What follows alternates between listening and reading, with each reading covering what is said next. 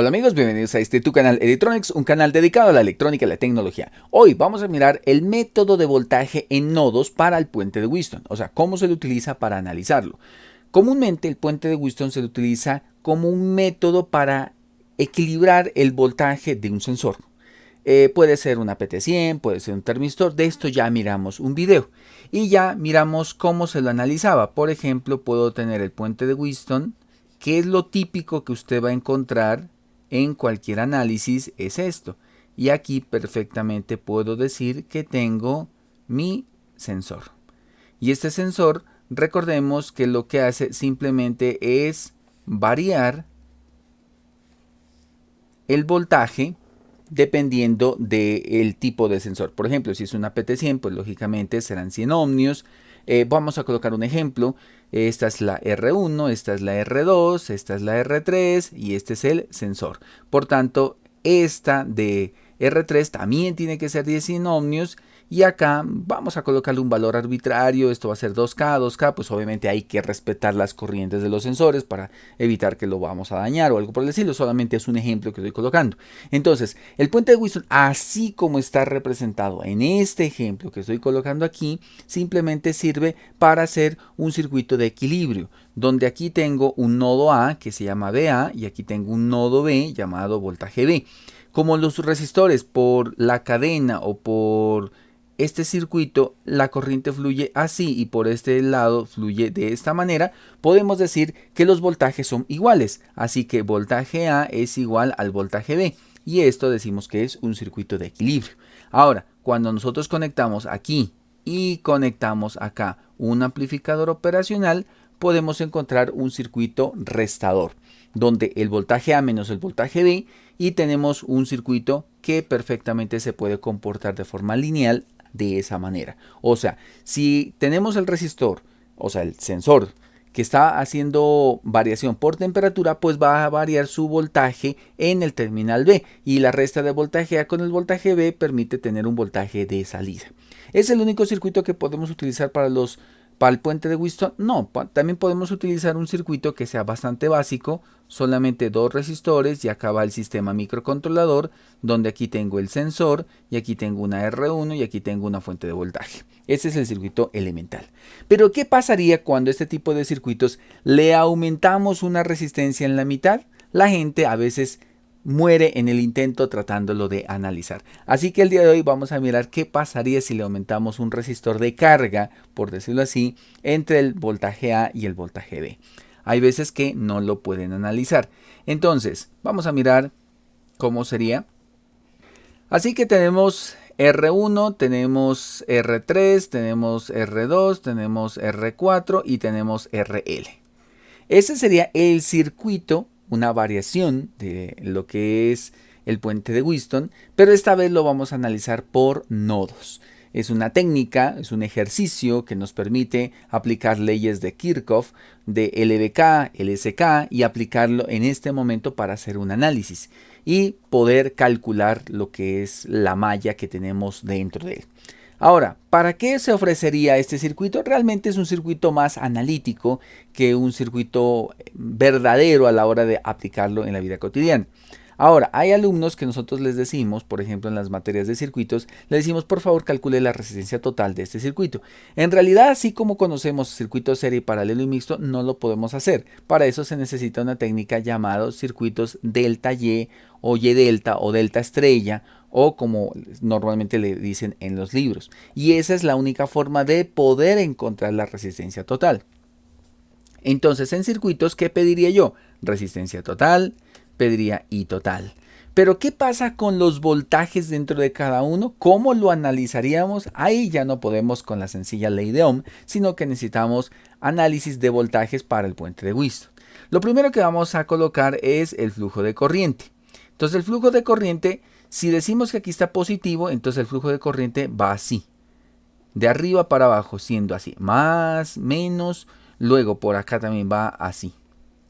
De este lado también sigue bajando más, menos, de este lado sigue bajando más, menos. ¿Y qué pasa con la corriente de la mitad. La corriente de la mitad pues no la podemos determinar porque como no sabemos qué valores resistivos tiene, entonces puede ser que vaya de derecha a izquierda o izquierda a derecha. Por ahorita de forma arbitraria simplemente la voy a colocar de esta manera. Entonces ya tenemos aquí una I1, tenemos una I3, tenemos una I4, tenemos una I2 y tenemos una IL. Entonces, lo primero que vamos a analizar es el nodo aquí, el nodo A. Por ahorita le llamaremos así. Entonces, nodo A. En el nodo A vamos a hacer el análisis de leyes de corrientes de Kirchhoff, donde nosotros podemos decir qué corrientes ingresan y qué corrientes salen. Para eso, simplemente vamos a colocar lo siguiente. ¿Qué corriente ingresó al nodo? Vamos a decir que ingresó I1. ¿Qué corriente también ingresó? Decimos que ingresó IL, igual a las corrientes que salen. ¿Quién es? I2. Ahora, ¿quién es I1? I1 es el voltaje que está en la parte superior. ¿Cómo yo lo sé? Cuando nosotros tenemos un circuito así, por ejemplo, le voy a llamar VA, voltaje B, y la corriente fue así, esto se llama R, entonces yo digo que esta es la I, entonces yo digo que la I, según la flechita, es voltaje A menos voltaje B sobre R. Pero si dado el caso fuese un poco diferente, o sea, la corriente fuese al contrario, vamos a hacerlo de otro color, digamos que la corriente fuese hacia allá, entonces la I sería voltaje B menos voltaje A sobre R. Entonces, nosotros colocamos lo que es el términos de voltaje para analizar la corriente dependiendo cómo va la flechita. Ahora, haciendo alusión a esto, entonces puedo decir que primero I1 es igual a ¿qué? Al voltaje que está en la parte superior menos el voltaje que está aquí. Por tanto, en la parte superior que tenemos el voltaje de la fuente menos el voltaje A dividido entre ¿quién? Entre R1. Nos vamos con la IL. IL, el mismo principio. ¿Quién es? Voltaje B menos voltaje A sobre RL. Y por último, nos vamos con I2. I2 es igual a ¿quién?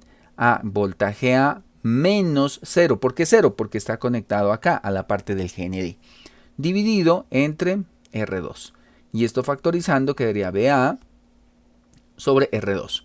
Si nosotros ya queremos esto, lo vamos a reemplazar. O sea, estos datos los debemos reemplazar en la ecuación primera. Esta es la ecuación número 1 del nodo A. Entonces la ecuación número 1 es igual a I1, ¿quién? BF menos BA sobre R1 más, coloquemos paréntesis, IL es igual al voltaje B menos voltaje A sobre RL más I2 más no, sino vamos a colocarle por acá, esto es igual a I2, I2 es BA sobre R2. Y listo, ya tenemos una primera ecuación. Entonces vamos a mover un poco esto para que lo podamos detallar. Y ahí estaría nuestra primera ecuación, la del nodo A. Y ahora vamos a analizar la del nodo B. Aquí ya simplemente es darle valores. Cuando nosotros ya le coloquemos valores, lo único que va a hacer es reemplazar esos datos y sacar una ecuación. Entonces de aquí va a salir una ecuación que va a terminar en los siguientes términos.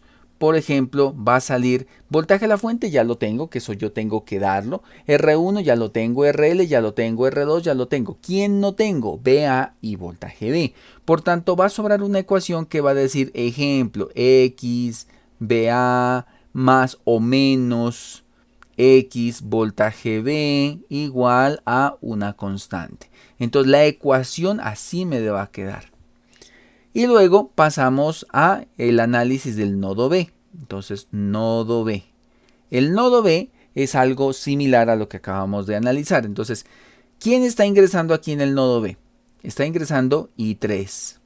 ¿Quién más ingresa? Nadie más. Igual a lo que sale. ¿Quién sale? IL más I4. De forma resumida, ¿quién es I3? Es voltaje de la fuente menos voltaje B sobre R3. Igual a IL. IL que es voltaje B menos voltaje A sobre RL más I4. I4 es voltaje B sobre R4. Y aquí tengo la segunda ecuación. Como se pueden dar cuenta, es muy sencillo poder sacar las ecuaciones. Ahora, ¿qué es lo que nos compete ahora? Lo que nos compete es poder realizar el análisis ya con valores y tener una ecuación que va a salir de este tipo y la otra ecuación va a ser igualita. Entonces ahí ya tenemos que aplicar el método, ya sea análisis con sustitución, método de Gauss-Jordan o determinantes, o el método que usted quiera aplicar para la solución de dos ecuaciones con dos incógnitas. Esto es un ejemplo muy típico que se presenta en los análisis de circuitos y sobre todo en el famoso puente de Wheatstone, donde nosotros podemos aplicar esta técnica de análisis. También podemos decir que podemos aplicarlo para delta Y. En el caso que usted esté viendo este tema, simplemente hace el análisis delta Y, y si le piden los voltajes, usted con esto encontró los voltajes y luego estos voltajes los reemplaza aquí y que va a encontrar las corrientes. Como se pueden dar cuenta, es una forma bastante sencilla de poderlo realizar. Por último, les voy a dejar un ejercicio para que ustedes mismos lo apliquen basado en el método que les acabo de indicar. Porque la idea también es que ustedes hagan ejercicios, no solamente sea uno el que les plantee, sino que también tengan un circuito para poder realizar. Esto lo puede comprobar de forma práctica, no necesariamente tiene que ser teoría. Esto lo podemos demostrar con, por ejemplo, simuladores o en la vida real. Entonces acá tenemos 300, 390 más IL igual a lo que sale, ¿quién? I2. Y al reemplazar, ¿qué es I1? I1 es igual al voltaje A, que en este caso, vamos a colocarlo de una vez, es igual a 12 voltios, menos voltaje B sobre R1. ¿Y R1 cuánto vale? 330 ohmios. Luego nos vamos con IL. IL es igual al voltaje C menos el voltaje B sobre 1 kilo ohmio. Esas dos no tenemos el dato, por tanto tenemos que dejarlos expresados.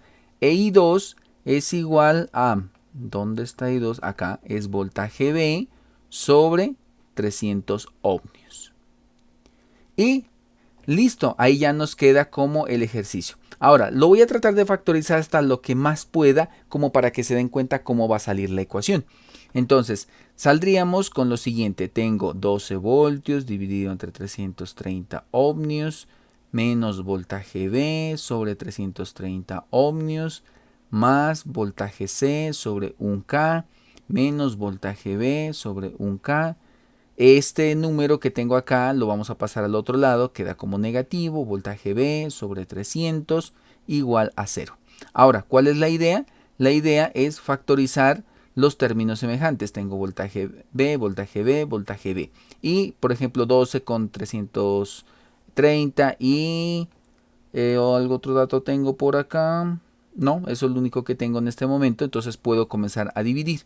Entonces vamos a seguir. 12 dividido entre 330, eso nos da 0.03636 menos voltaje B, factor D. Vamos a factorizar 1 sobre 330 más 1 sobre 1000 más 1 sobre 300 más BC sobre 1K igual a 0.